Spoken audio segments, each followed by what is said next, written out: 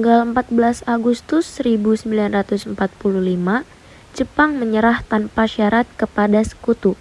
Berita tentang kekalahan tersebut sangat dirahasiakan oleh Jepang.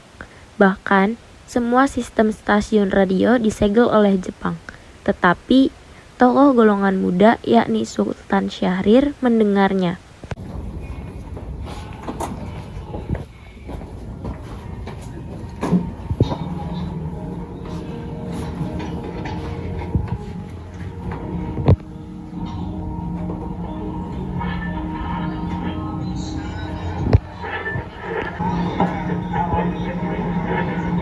Designated Allied Supreme Commander to accept the surrender of the Japanese. He was met by Lieutenant General. Sore hari, setelah mendengar berita kekalahan Jepang, Sultan Syahrir dan para pemuda mengadakan rapat di Jakarta. Assalamualaikum. Waalaikumsalam. Saya mendengar berita dari radio BBC London di Bandung menginformasikan bahwa Jepang telah menyerah pada sekutu. Berarti sekarang Indonesia telah terjadi kekosongan kekuasaan. Kita harus mendesak golongan tua untuk memproklamasikan kemerdekaan. Betul, Jepang tidak ada wewenang di negara kita ini. Kita harus memanfaatkan momen ini. Betul. Tetapi jangan sampai proklamasi kemerdekaan Indonesia diproklamasikan oleh PPKI. Kenapa saudara berpendapat seperti itu? Karena PPKI adalah badan yang dibentuk oleh Jepang. Kita tidak ingin ada campur tangan dari Jepang dalam proklamasi kemerdekaan Indonesia. Maka dari itu, mari kita sepakat untuk menolak pemberian hadiah kemerdekaan dari Jepang karena kita akan menyusun kemerdekaan sendiri. Bahwa kemerdekaan adalah hak masyarakat Indonesia yang harus diproklamasikan. Maka dari itu, marilah kita meminta kepada institusi Soekarno dan Muhammad Hatta untuk memutuskan hubungan-hubungan dengan Jepang. Kalau begitu, Wikana dan Khairul Karyan harus pergi ke kediaman Soekarno untuk menyampaikan berita ini. Saya dengan yang lainnya akan memerintahkan pasukan muda untuk merebut kekuasaan dari Jepang. Esokan harinya, pada tanggal 15 Agustus 1945, Khairul Saleh, Sultan Syahrir, dan Darwis tiba di kediaman Soekarno di Jalan Pegangsaan Timur, nomor 56, Jakarta, dengan maksud menyampaikan hasil-hasil keputusan rapat.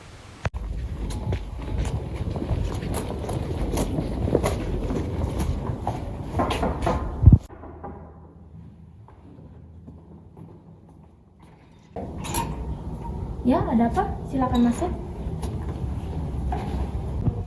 Ada perlu apa saudara-saudara datang kemari? Kami mendengar berita dari radio BBC London di Bandung bahwa Jepang telah menyerah pada sekutu. Maka dari itu, tadi siang kami golongan pemuda mengadakan rapat dan hasil rapatnya adalah para pemuda setuju agar Bung Karno dan Bung Hatta segera menyusun kemerdekaan Indonesia. Kita tidak bisa langsung memproklamasikan kemerdekaan tersebut karena harus membahas di rapat PPKI terlebih dahulu. Kita tidak mungkin membicarakannya dengan PPKI karena PPKI adalah badan yang dibentuk oleh Jepang dan kemerdekaan Indonesia haruslah dari rakyat itu sendiri, bukan dari bangsa lain. Bukan begitu, kita memang seharusnya membicarakannya terlebih dahulu dalam rapat PPKI. PPKI adalah badan yang disiapkan untuk kemerdekaan. Apakah kita harus menjadi Jepang untuk memerdekakan bangsa ini? Kita bisa kita harus memproklamasikan kemerdekaan sendiri. Mengapa kita harus menunggu Jepang yang kalah dalam perang sucinya? Kekuatan segelintir ini tidak bisa mengalahkan tentara Jepang. Bagaimana tindakan untuk para anak-anak dan para wanita pada peperangan ini? Bagaimana cara kita untuk mempertahankan kemerdekaan dan bagaimana cara kita tegak dalam pertahanan sendiri? Tapi semakin cepat kita memproklamasikan kemerdekaan, akan semakin cepat pula kita menghadiri penderitaan rakyat yang sudah ditanggung selama ini. Inilah yang sudah ditunggu-tunggu bangsa kita, Bung. Baiklah, tetapi beri waktu kepada kita untuk berunding kembali. Baiklah, kalau begitu kami mohon pamit dulu. Ya, silahkan. Karena masing-masing mempertahankan pendapatnya, keempat golongan muda tersebut berpamitan kepada Bung Karno. Mereka bergegas meninggalkan kediaman Bung Karno dengan wajah kesal. Kemudian, Insinyur Soekarno meminta golongan tua untuk datang ke kediamannya untuk membicarakan permasalahan tersebut. Para pemuda menuntut agar kita memproklamasikan kemerdekaan. Kita tidak bisa gegabah, Bung. Kita harus mempersiapkannya dengan matang agar kejadian yang tidak kita inginkan itu terjadi. Saya setuju. Menurut saya yang terpenting adalah menghadapi sekutu yang ingin berniat merebut negara ini. Selain itu, masalah kemerdekaan hendaknya dibicarakan pada sidang PPKI. Meski berat hati dengan keputusan Soekarno, para pemuda yang telah meninggalkan kediaman Soekarno tetap tidak putus asa. Mereka pun menyusun strategi bagaimana membujuk Soekarno dan Muhammad Hatta untuk memproklamasikan kemerdekaan sesegera mungkin.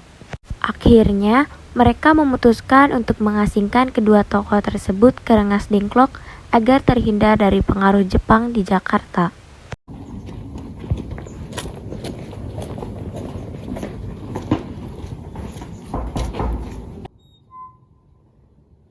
Ya, ada perlu apa sih pagi ini? Kami bermaksud untuk membawa kalian menuju tempat pengasingan. Tempat pengasingan? Apa itu?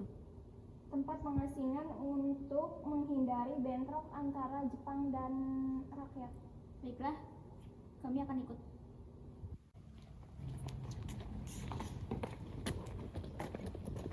Hilangnya Soekarno dan Muhammad Hatta secara misterius itu menimbulkan kepanikan di kalangan para pemimpin di Jakarta.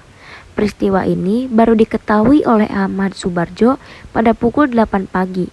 Kemudian, Ahmad Soebardjo datang ke kediaman Wikana untuk menanyakan keberadaan Soekarno dan Hatta. Apakah Anda tahu keberadaan Soekarno dan Hatta? Maaf, saya tidak tahu, Bung. Katakan padaku di mana mereka sekarang. Aku akan menjamin keselamatan mereka saat mereka kembali ke Jakarta. Dan aku akan menjamin kemerdekaan akan diumumkan pada tanggal 17 Agustus 1945. Baik, saya akan menunjukkan tempatnya di Rengas Dengklok. Setelah menanyakan keberadaan Soekarno dan Hatta, Ahmad Soebardjo sempat berunding mengenai persiapan proklamasi kemerdekaan Indonesia bersama Wikana. Bagaimana kita membicarakan naskah proklamasi untuk mendeklarasikan kemerdekaan kita? Kita butuh tempat untuk membahasnya, Bung. Tapi hari sudah malam dan pihak Jepang tak mungkin mengizinkan kita untuk melakukan kegiatan sekarang. Apalagi jika mereka tahu bahwa kita hendak membicarakan rencana proklamasi. Saya punya ide, bagaimana kita meminjam rumah perwira Jepang Laksamana Maeda. Selesailah perundingan di Rengas Dengklok, semua anggota golongan tua maupun muda kembali ke Jakarta untuk membahas lanjut rencana proklamasi kemerdekaan tanggal 17 Agustus 1945.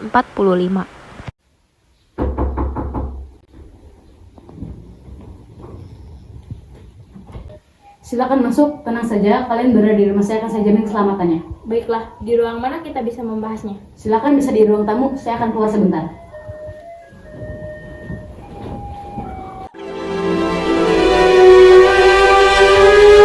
Tanah airku tidak kulupakan.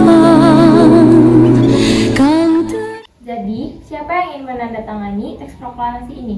Bagaimana jika teks proklamasi ini ditandatangani oleh semua tokoh yang hadir pada hari ini? Saya tidak setuju teks tersebut ditandatangani oleh anggota PPKI. Kenapa Anda tidak setuju? Menurut saya, PPKI dibentuk oleh Jepang dan anggotanya diangkat oleh Jepang. Dan kemerdekaan ini kita dapatkan atas usaha bangsa kita sendiri. Saya setuju dengan Anda. Lalu, siapa yang ingin menandatangani teks proklamasi ini? Bagaimana jika teks proklamasi ini kita dapat ditandatangani oleh Insinyur Soekarno dan Bung Hatta sebagai perwakilan dari bangsa kita? Saya setuju, bagaimana dengan Bung Hatta? Saya juga setuju. Selama hidupku, biarpun saya. Setelah perundingan di rumah Laksamana Maeda, Soekarno pulang dan disambut oleh istri tercinta.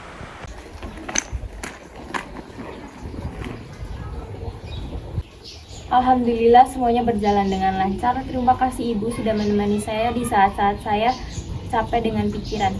Iya, terima kasih Gusti Allah yang telah memberikan jalan untuk bangsa kita untuk melaksanakan proklamasi kemerdekaan.